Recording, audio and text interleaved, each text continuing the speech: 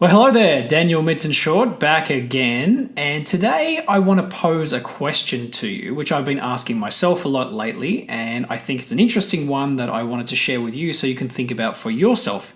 And that question is, how many social media followers do you need? And the reason I asked that question is just recently I hit a couple of milestones in terms of my own social media, and it's nothing really impressive, but I hit 1,000 Facebook friends, I hit 500 Instagram followers, and I hit 500 Twitter followers.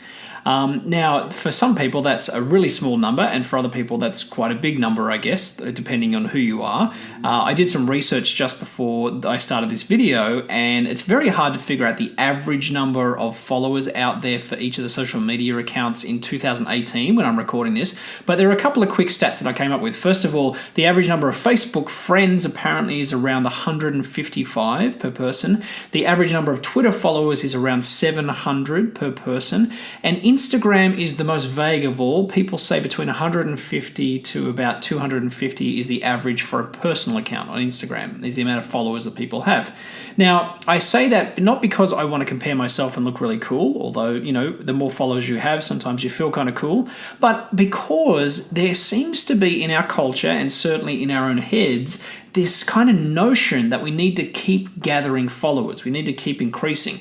And I know for myself personally, especially with Instagram, I was getting very keen to reach 500 followers. I don't know why. It just was this thing in my head that kept going around and around. As I got into the 400s and the 450s, I was thinking, yes, I'm getting close to my 500 goal, right? Now, the funny thing is, there's very little that I can actually do to make people follow me on Instagram, except, I guess, be interesting, be myself, and continue to connect and to share different ideas, right? Different content with people. Hopefully that will make them want to follow me.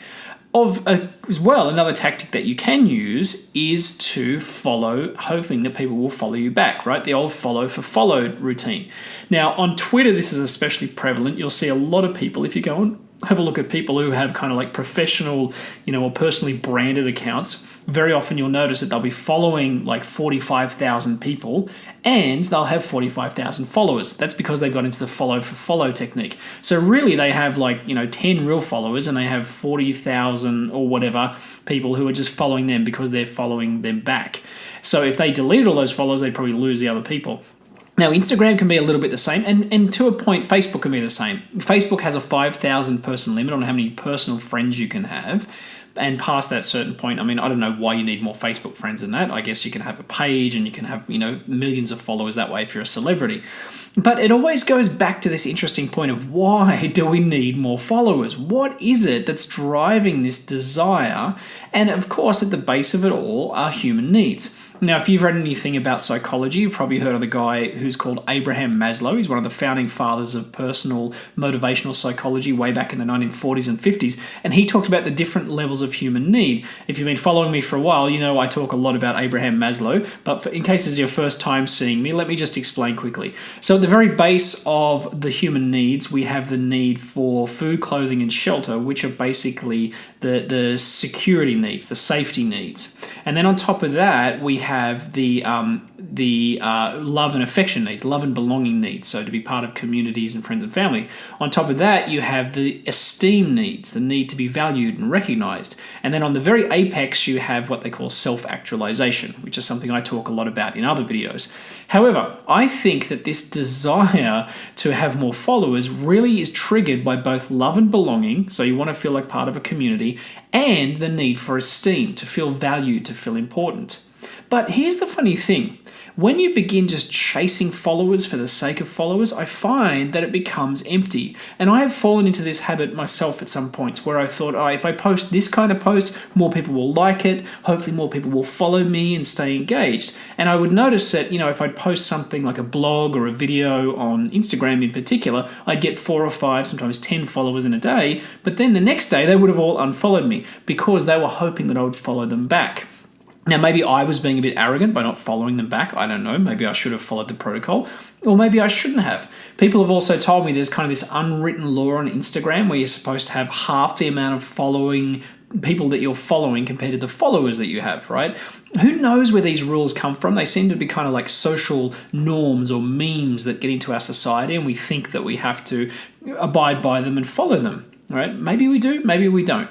So when I get down to it, for me, I think I have peaked out on the volume of people that I need to follow and the people I need to have following me. Now, am I open to having more people follow me? Absolutely. Hopefully, if I'm providing value out in the world and it's something of interest to people, they will continue to follow me. And hopefully I can impact more people in that way. But if I don't have one more person follow me from here on, I'm not a failure in any way. In fact, if I had 10 people following me, I'm not a failure. And I think that's really important, especially if you are someone who creates content, if you're a writer or a speaker or a podcaster or a musician or whatever. It seems like we have this compulsion not just to be successful, but to actually just have followers on our account. And if you look at the people who are the most popular on Instagram, the ones who are the highest ranking celebrities or whatever you want to say, you can see that everything they do is built around their brand versus actually using the platform to connect with people. So for us more normal people who have, maybe 500 or 1,000 followers or maybe even less, I think social media, the real value is actually in the connection, the back and forth that you can have with people. The fact that you can see what's happening in other people's lives, you can be a part of it at a distance, and you can actually contribute to them if you want to by sharing ideas or blog posts or whatever it is that videos, music, whatever you want to share in the world. That to me is the true gift of it. And if you happen to have more people follow you, that's great, but if they don't, that's okay as well. So I know for myself, I have peaked out in terms of the amount of followers that I need. I don't know if you have. It's a question that you have to answer for yourself. But I'd be very interested to know, where do you feel your personal limit is in terms of followers on platforms like Twitter, Instagram, Facebook? Have you reached that limit? And what's the true value of you having those followers on social media and following people? Just something to think about today. Hopefully this was valuable for you. As always, my name is Daniel Midson-Short. Thank you for watching. And most of all, thank you for improving yourself.